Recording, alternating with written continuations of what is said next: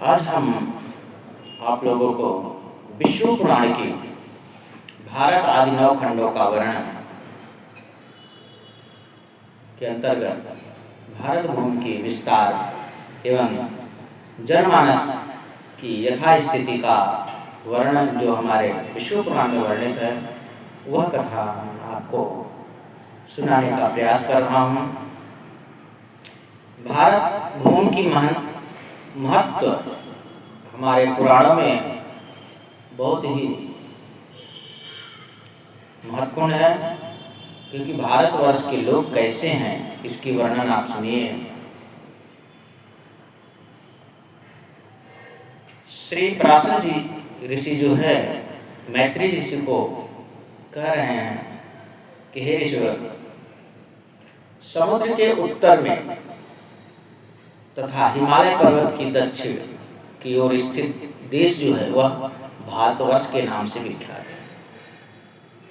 समुद्र के दक्षिण में है और हिमालय पर्वत के दक्षिण की ओर भारत देश है। देखिए, एक भूगोल का विषय है, जो भी भूगोल में बच्चे पढ़ते हैं उनको मालूम होगा, याद स्थिति कर लीजिए कि हिमालय जो है उत्तर दिशा में है, तो भारत कहाँ पे है? हिमालय के दक्षिण में। और समुद्र कहाँ है? समुद्र जो है भारत के उत्तर में, यानी भारत समुद्र के दक्षिण दिशा, दक्षिण की ओर स्थित देश है। यानी उत्तर की तरफ भारत जो देश भूमि है, उत्तर की तरफ हिमालय है और दक्षिण की तरफ समुद्र है। अब इन दोनों के बीच में भारत देश है।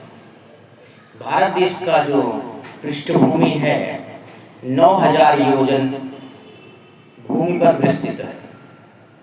इसकी पूरा जो है इसमें इनके हिसाब से जो है पुराणों के हिसाब से 9000 योजन भारत भूमि पर जो है, जो पर्वत हैं उनके नाम है महेंद्र पर्वत, मलय पर्वत, सहदेव, शक्तिमान, विंध्य, ऋक्ष एवं पर्याप्त नामक ये 7 पर्वत है। भारतवर्ष में निवास करने वाले प्राणी अर्थात मनुष्य जो है अत्यंत शुद्ध विचार वाले, शुभ कर्मों को करने वाले एवं स्वर्ग एवं मोक्ष को प्राप्त करने वाले हैं। जो हमारे शास्त्रों में विधान है कि अच्छे कर्म करने से स्वर्ग की प्राप्ति और बुरे कर्म करने से नरक की प्राप्ति होती है, यह विधान जो है हमारे शास्त्रों में वर्णन है। जो हमेशा पाप कर्म में लिप्त रहते हैं उन्हें घोर दुख और नरक का यातना सहना पड़ता है। गरुड़ पुराण के अनुसार जो है, अगर आप देखेंगे उसमें 84 लाख योनियों का भ्रमण का जो विस्तार है, यमद्वार के द्वारा जो भी जीव को ले जा करके विभिन्न यातनाएं दी जाती हैं, यह गरुड़ पुराण में विस्तृत वर्णन है। जो जैसा कर्म करते हैं उनको उसी हिसाब से दंड दिया जाता है। भारतवर्ष की धरती 9 भागों में विभक्त है। उन 9 खंडों के नाम इस प्रकार हैं। देखिए, ये भी विज्ञान का विषय है जो हमारे शास्त्रों से लिया गया है। 9 खंड भारत भूमि के हैं। इंद्रदीप नंबर 1, 2 पे है ताम्रवर्ण, कसेरु, गर्भस्तमा, नागदीप, सौभ्य, गंधर्व, वरुण नामक 8 भाग है। और समुद्र से घिरा हुआ यह 9वां भाग है। इसके पूर्व भाग में किरात, पश्चिम में क्षेत्र में यवन निवास करते हैं। कर्मानुसार अर्थात कर्म व्यवस्था के अनुसार आचरण करने वाले, जिनको जो है ब्राह्मण, क्षत्रिय, वैश्य एवं शूद्र में विभक्त किया गया है। इनका निवास क्षेत्र मध्य क्षेत्र है। हे मुनि श्रेष्ठ, ततु और चंद्रभागा नदियों का उद्गम स्थल हिमालय की तलहटी है। हिमालय का तलहटी भाग से चंद्रभागा नदी का उद्गम स्थान है। गंगा जमुना का भी उद्गम स्थान वहीं पे है। वेद एवं स्मृति नामक पवित्र नदियाँ पर्याप्त पर्वत से नर्मदा, सुरसा आदि विंध्याचल से निकली है। नर्मदा, सुरसा नामक जो नदियाँ हैं विंध्याचल से निकली है। हे मैत्रिता की पयोष्णी और निर्विंध्या आदि रच पर्वत से निकली है। ये तापी नदी है, पयोष्णी है और निर्विंध्या यह ऋक्ष पर्वत से निकली है। पापों को धोने वाली पवित्र नदियाँ जिन्हें गोदावरी, भागीरथी, कृष्णावेणी नाम से जानते हैं, जो पापों को धोती है। लेकिन जो भी व्यक्ति श्रद्धा और भक्ति से माँ गंगा, गोदावरी, भागीरथी, कृष्णावेणी में स्नान करते हैं, वह अपने पापों से मुक्त होकर के भगवत धाम को जाते हैं। ये सहे पर्वत उद्धृत है। कृतमाला, ताम्रपर्णी और मलयागिरी से त्रिसामा और आर्याकुला आदि महेंद्रगिरी से ऋषिकुल्य एवं कुमारी नामक नदियाँ शुक्तमान पर्वत से निकलकर निरंतर गति से बहते रहते हैं, जो प्राणियों का कल्याण करते हैं। अभी अगर सोचेंगे आप लोग कि प्राणियों का कल्याण नदी के माध्यम से कैसे होता है, तो भारत भूमि की जितनी भी या तो विदेश की भूमि पे भी जो भी सिंचाई व्यवस्था है जिससे अन्न उत्पन्न होता है, इनमें नदियों का प्रमुख योगदान है, जिससे सिंचाई व्यवस्था करके जीव जो है अपने पालन पोषण करता है। सिंचाई का माध्यम जो है हमारी नदियां हैं, और इन नदियों को इसके लिए हम लोग शास्त्रों में बहुत ही कल्याणकारी माना गया है, पवित्र माना गया है कि जो सनातन धर्म में हैं या नहीं है इससे मतलब नहीं है, लेकिन वह कल्याणकारी सबके लिए है। इनके तट पर कुरु, पांचाल, पंड्रक, कलिंग, सौराष्ट्र आदि देश निवास करते हैं। यहाँ के निवासी सूरवीर, आभीर, अरवद्य, कारुष्य, मालव, शौरवी, तौवी, संध्या, गुड़, शाल्य, माद्र, अम्बाट एवं पारसीगढ़ निवास करते हैं। इन नदियों के पवित्र एवं स्वच्छ जल के ग्रहण करने से हिष्ट पुष्ट रहते हैं।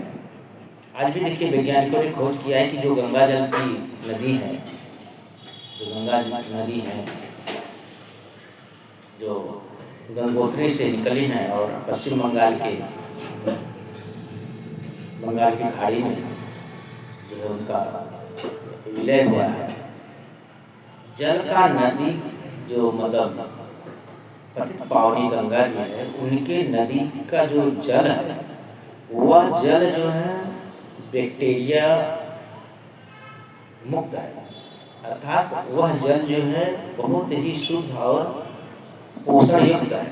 जिसकी अभी आप गंगा जल को ला करके मैंने भी रखा है, उसको कितने भी आप 1 साल 2 साल तक रखे रहो, उसमें जो है कोई कीटाणु नहीं पड़ेंगे, कोई गंदगी नहीं आएगी, बहुत ही स्वच्छ ढंग से रहता है।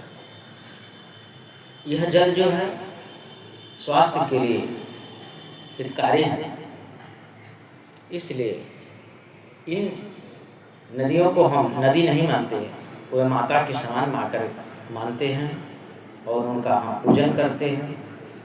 अभी बीच में ही गंगा दशहरा के त्यौहार आता है, जो गंगा जी के ही उनका श्रृंगार किया जाता है, उनका पूजन किया जाता है। यह हमारी मनोवेदना है, जो एक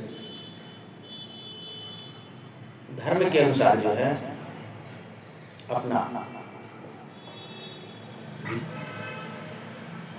स्वभाव प्रकट करते हैं। शास्त्रों के माध्यम से ही हम इन सब चीज़ों को समझ सकें। जो नदियां हैं, अभी गंगा नदी है, जमुना है, कृष्णा है, गोदावरी है, इन सबको सभी जानते हैं, ऐसा नहीं है। चाहे किसी भी धर्म के लोग हैं, इनको सब जानते हैं, सबने इनको देखा भी है।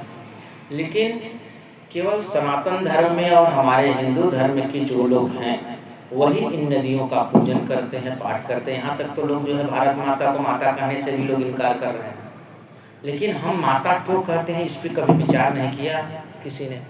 हम माता इसलिए कहते हैं कि जिस प्रकार एक माता अपने बच्चे का पालन पोषण करते हैं और उनका देखभाल करते हैं, उन्हें अपने जिंदगी का रहस्य तत्व जो है उनको समर्पित करते हैं, जिससे उनका जीवन यापन होता है, उनका सृष्टि में एक योगदान होता है। आज भारत को हम लोग माता इसके लिए कहते हैं ना कि क्योंकि